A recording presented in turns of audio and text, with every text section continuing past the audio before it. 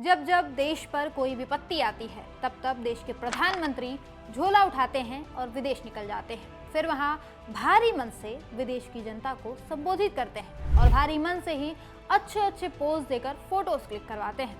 आप ये तस्वीर जरा ध्यान से देखिए। ये तस्वीर दिल्ली में हुए ब्लास्ट के करीब 20 घंटे बाद की है। मोदी जी ने भूटान में इसे क्लिक करवाया है। आपको इस तस्वीर में मोदी जी के चेहरे पर 13 भारतीयों के मौत का गम दिख रहा होगा। नहीं दिख रहा है क्या?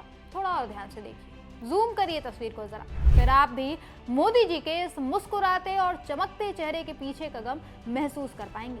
और हाँ, अगर आप अभी भी मोदी जी के दुख को नहीं समझ पा रहे हैं तो आप देशद्रोही हैं, गद्दार हैं। आपको विदेशों से फंडिंग मिलती है, ऐसा हम नहीं कह रहे हैं, ये कहना है हमारे प्यारे मोदी जी के भक्तों का। और अगर वो ऐसा कह रहे हैं तो सच ही होगा। खैर, मुद्दे की बात करते हैं। पीएम मोदी एक बार फिर विदेशी टूर पर है। इस बार उनका डेस्टिनेशन भूटान है। दरअसल मोदी जी के मित्र का बर्थडे था, इसे कैसे मिस कर सकते थे वो। तो क्या हुआ अगर देश के अंदर आतंकी हमला हुआ है? तो क्या हुआ अगर राजधानी में ही 13 भारतीयों की दर्दनाक मौत हो गई? क्या हुआ देश डरा हुआ है? बर्थडे से जरूरी थोड़ी है ये सब, वो किसी भी कीमत पर मिस नहीं किया जा सकता, ऐसा मोदी जी का मानना है। तभी तो वो देश को इस हाल में छोड़कर पार्टी करने निकल गए और अब वहां जाकर भाषण दे रहे हैं कि मैं भारी मन से यहाँ आया हूँ।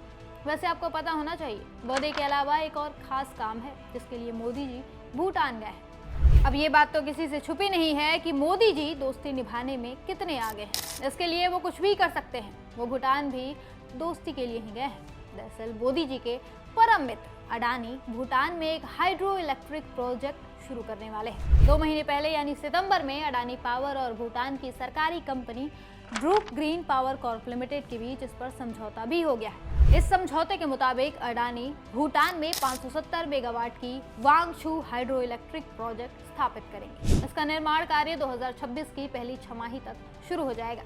मोदी जी इसी योजना का अपडेट लेने भूटान गए हैं और ऐसा नहीं है कि ये कोई पहली बार है। इसके पहले भी वो लगातार अडानी के लिए विदेशी दौरे करते रहे। आपको कुछ आंकड़े दिखा देते हैं।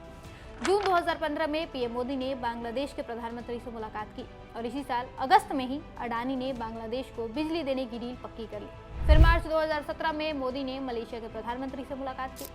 अप्रैल 2017 में अडानी ने मलेशिया में मेगा कंटेनर पोर्ट प्रोजेक्ट से जुड़ी डील साइन कर ली। जनवरी 2018 में पीएम मोदी ने इजरायल के प्रधानमंत्री से मुलाकात की। दिसंबर 2018 में अडानी ने इजरायल की कंपनी के साथ मिलिट्री ड्रोन बनाने का काम शुरू किया। जून 2018 में मोदी ने सिंगापुर के प्रधानमंत्री से मुलाकात की। जुलाई 2018 में सिंगापुर की कंपनी ने अडानी पोर्ट्स में 1000 करोड़ रुपए का निवेश कर दिया। फरवरी 2020 में मोदी ने श्रीलंका के प्रधानमंत्री से मुलाकात की। जुलाई 2020 में अडानी को श्रीलंका के पोर्ट ऑपरेट करने की डील मिल गई। जून 2023 में मोदी ने नेपाल के प्रधानमंत्री से मुलाकात की। जनवरी 2024 में नेपाल सरकार ने ऐलान किया कि अडानी एयरपोर्ट का निर्माण और मैनेजमेंट देखेंगे। अक्टूबर 2023 में मोदी ने तंजानिया के राष्ट्रपति से मुलाकात की और मई 2024 में ही अडानी को दार एस सलाम बंदरगाह का कंटेनर टर्मिनल 2 30 साल के लिए ऑपरेट करने को मिल गया। फिर दिसंबर 2023 में मोदी ने केन्या के राष्ट्रपति से मुलाकात की। जून 2024 में अडानी को नैरोबी हवाई अड्डे का काम मिल गया, लेकिन हाईकोर्ट ने धांधली की आशंका के चलते इस पर रोक लगा दी। जुलाई 2024 में मोदी ने वियतनाम के प्रधानमंत्री से मुलाकात की। जुलाई 2024 में ही वियतनाम की सरकार ने ऐलान किया कि अडानी ग्रुप उनके हवाई अड्डों में निवेश करेगा।